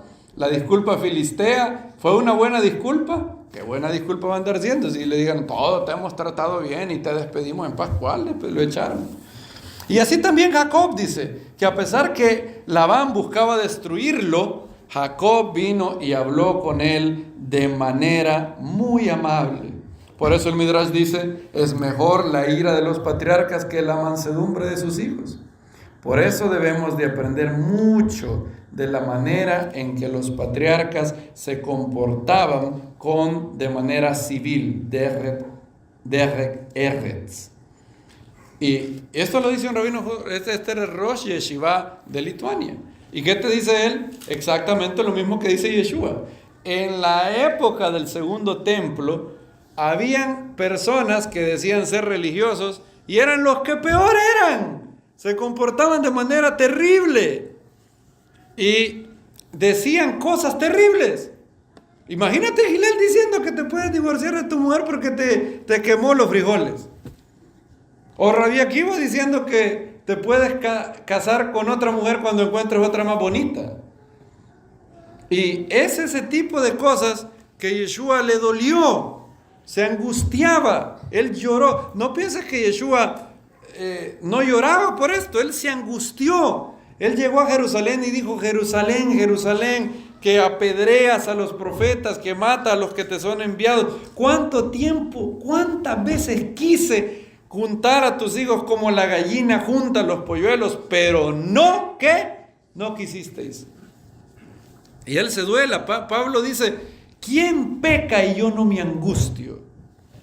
Yo cuando he leído cosas que dice Maimónides, me angustio. Digo, wow, ¿cómo es que el Rambán, siendo el Rambán, puede decir cosas así? Y me angustia y me duele. Un día que leí el libro de Martín Lutero que se llama De los judíos y sus mentiras, donde él hace gala de su antisemitismo, me dolió tanto, tanto. Hashem utilizó a Lutero para liberar al mundo de las garras de Roma. Y fue grandemente usado. Pero luego en el ocaso de su vida hizo ese libro horrible. Y él dice, hay que quemar las sinagogas, hay que prohibir a los rabinos enseñar, y da un programa que casi que Hitler cumplió casi que Hitler copió el modelo que Lutero le dice. Y me duele mucho. Es una persona, Lutero en muchas cosas es admirable. Incluso Jonathan Sachs, el rabino ortodoxo, dice que Lutero fue una de las personas que trajo libertad al mundo occidental a través de la reforma. Lo dice un rabino ortodoxo de Lutero, imagínense. Y me duele mucho eso. Y no piensen que hablo de esto desde el placer de decir, cómo soy yo de mejor que ellos. No. Recuerda mi corazón de ser hijo de divorcio. Cuando uno de mis papás dice algo que está en contra del otro, me duele. Me decepciona, me duele, me angustia. En todo lo que el judaísmo es fiel a la Torá, yo me gozo. En todo lo que el cristianismo es fiel a los escritos apostólicos, yo me gozo. Y cuando el cristianismo quiere que yo vaya en contra de la Torá, me siento mal. Y digo, pobre, revélale a este hermano eso. Y cuando del lado judío quieren que vaya en contra de Yeshua y sus enseñanzas, porque el problema judío no es solamente hacia Yeshua, es hacia Yeshua y sus enseñanzas. Pablo dice, por causa de los padres son muy amados, pero a causa de vosotros son enemigos del evangelio. Eso es lo que dice Romanos capítulo 11. No solamente enemigos de Yeshua, enemigos de su mensaje. Y por eso Yeshua nos dijo, guardaos de la levadura, de los escribas y fariseos. Maimónides, por ejemplo, cita un verso de Abodá Zará en el Talmud, donde dice, ¿cuál es la halajá con respecto a un gentil idólatra? Con respecto a salvar la vida de él. Y esto es lo que dice Maimónides. Y yo he visto en internet que hay gente que ha inventado citas falsas, los antisemitas y todo eso. Y es terrible eso. Me duele mucho eso. Entonces, te aseguro que lo que yo digo, tú puedes ir a chequearlo por ti mismo, lee el contexto, lee el capítulo entero, puedes ver la versión del Mishneh Torah en Chabad, está todo. Maimónides dice en Hilchot Rotzeat Ushmirat Nefesh lo siguiente, 4.11, Hilchot Rotzeat Ushmirat Nefesh 4.11, dice, con respecto a un idólatra, con quien no estamos en guerra, no debemos intentar causarles la muerte. Sin embargo, está prohibido salvarles la vida si ellas están amenazadas. Sí, lo oíste bien, eso dice él. Dice, por ejemplo, y pone un ejemplo. Por ejemplo, si una persona cae al mar o a un pozo, no debemos rescatarla. Porque Levítico 19, tiene base bíblica, dice él. Levítico 19:16 dice, no te quedes de brazos cruzados mientras la sangre de tu hermano esté en juego. Esto no aplica a tales individuos, ya que ellos no son tus hermanos. O sea, según Maimónides, si un hindú o un budista se está ahogando, un judío tiene prohibido salvarlos. Y si crees que estoy leyendo fuera de contexto, no. De hecho, el comentarista de Chabad comenta eso de Maimónides. Dice, sí, es cierto, eso es lo que dice la Mishnah Berurá. También dice Abodá Zará. De hecho, en otra parte, en Gilhot Shabbat 2.12, Maimónides dice, no debemos ayudar a un idólatra a dar a luz en Shabbat, incluso si nos ofrece pago. No nos preocupamos por la posibilidad de que despierte malos sentimientos. Esto implica incluso cuando no hay ninguna violación de las leyes del Shabbat involucrado. O sea, si una mujer hindú va a dar a la luz en Shabbat y se puede morir si no la ayudan, Maimónides dice, no la ayudamos. Y cita el Talmud en Abodá Zará. Y él está citando precisamente el Talmud. Ahora, con esas dos leyes, creo que es claro por qué Netziv dice, hay cosas del peor comportamiento que venían de los eruditos de Torah. Te hago una pregunta. ¿Qué diría Yeshua de esa enseñanza? Que si un hindú se está ahogando, está prohibido salvarle la vida. No, escucha bien la palabra. Prohibido salvarle la vida. Yo sé lo que diría Yeshua. Yo sospecho que tú también sabes. Bien invalidáis que la palabra de Dios por vuestra tradición. Una vez alguien jugó este juego con él y le dijo, ¿y quién es mi prójimo?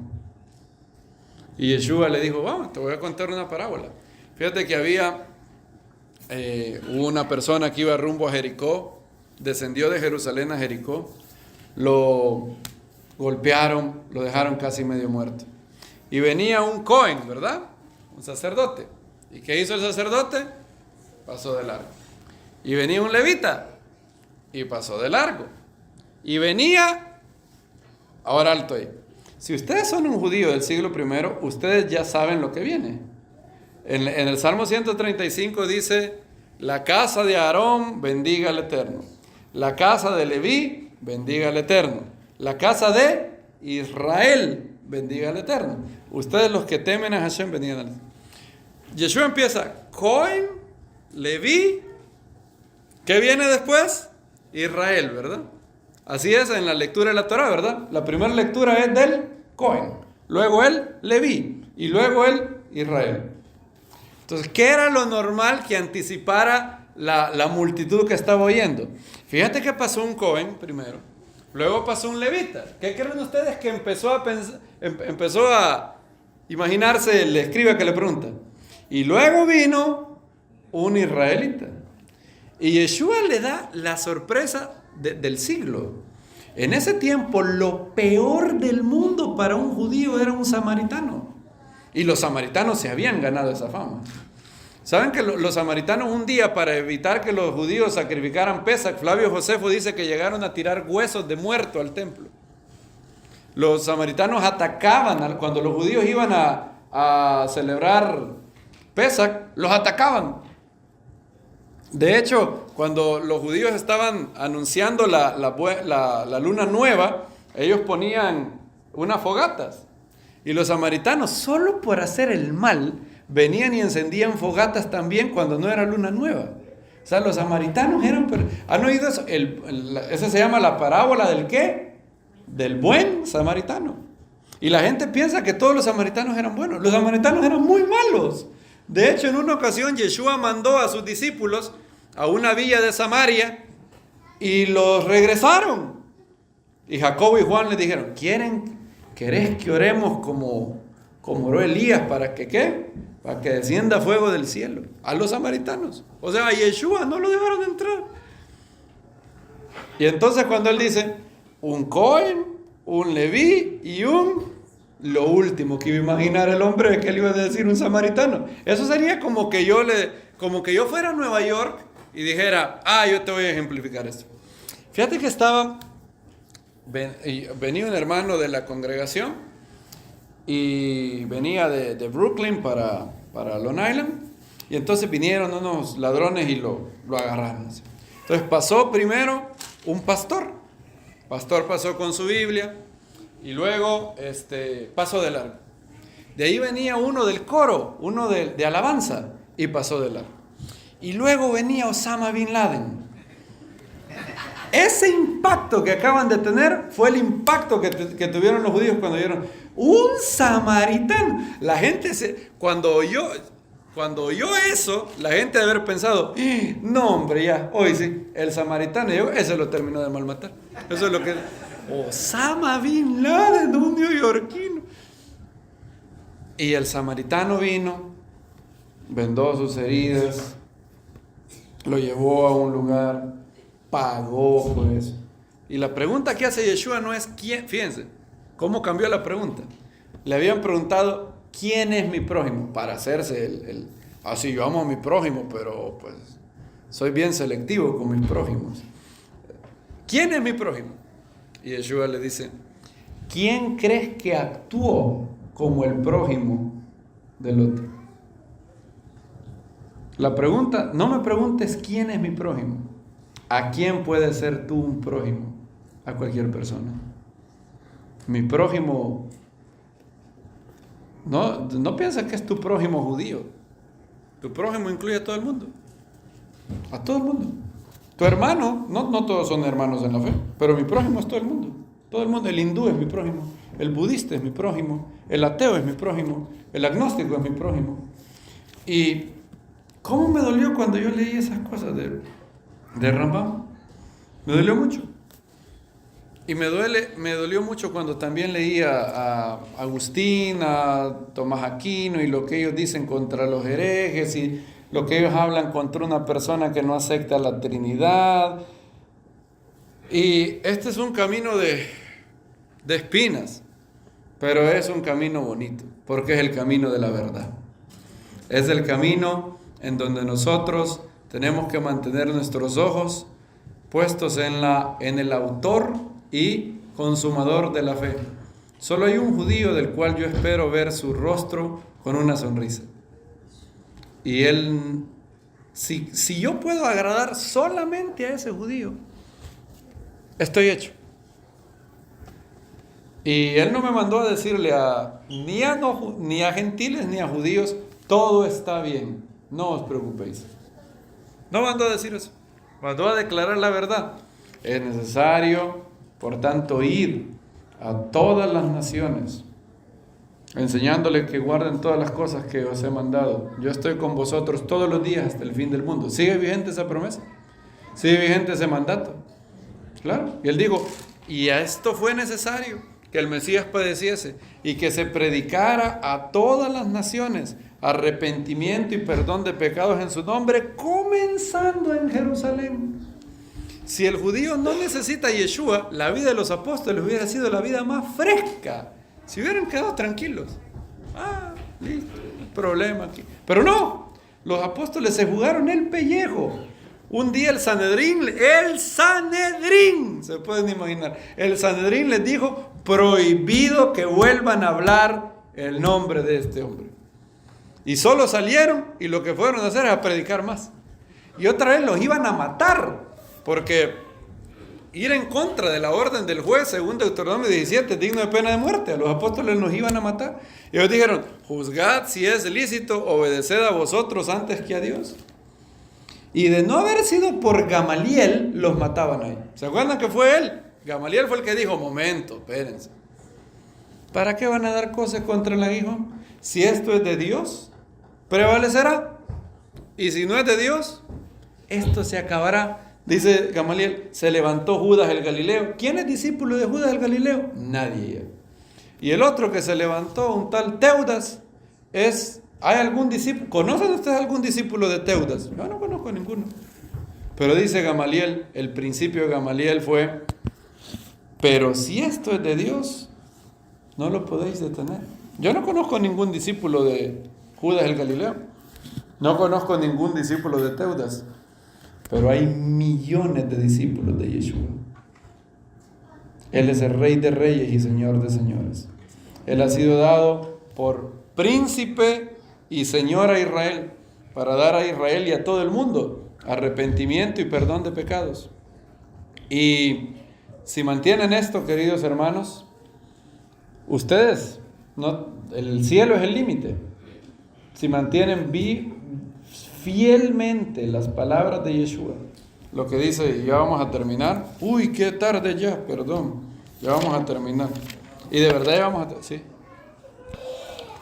Pablo dice en 1 Timoteo 6:3, si alguno enseña otra cosa y no se amolda a las sanas palabras de Yeshua el Mesías nuestro Señor y a la doctrina que es conforme a la piedad, nota las dos cosas, a las sanas palabras de Yeshua nuestro Señor y la doctrina que es según la piedad, la doctrina de los apóstoles. Ese está envanecido, delira, nada entiende, manía por discusiones y contiendas de palabras, de las cuales surgen envidia, riña, difamaciones y malas sospechas. Yo he visto esto en varias comunidades.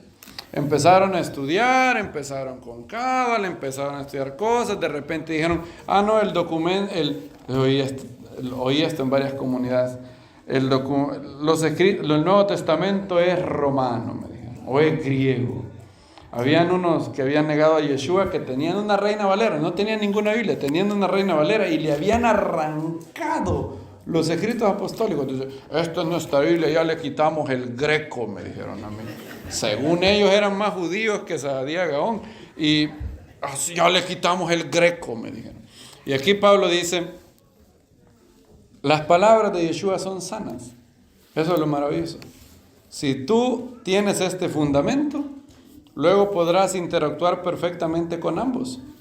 Tanto con el rabino de Alemania, Jacob Emdem, dijo, hay verdaderos eruditos entre los cristianos y hay verdaderos eruditos en Israel. Un hermano que me dijo, yo no leo documentos de gentiles, me dijo. Yo no leo libros de cristianos. Y curiosamente, Jonathan Sacks se la vive citando a C.S. Lewis. Él cita varias veces a C.S. Lewis. C.S. Lewis es el máximo apologeta cristiano del siglo XX. Jacob Emdem dice que hay verdaderos eruditos entre los cristianos. Hay libros los libros de Max Lucado son perlas, son maravillosos, léelos. Son libros muy buenos, son libros devocionales que ayudan a crecer en el espíritu, muy bonitos. Sin temor, ansiosos por nada, hermanos de la gracia, nuestra ayuda fiel. Son libros preciosos de Max Lucado. Me han ayudado tanto. Pero me dirán, pero él es trinitario, claro. Cuando empieza a hablar de la Trinidad, tú agarras la espina y la quitas y sigues comiendo pescado.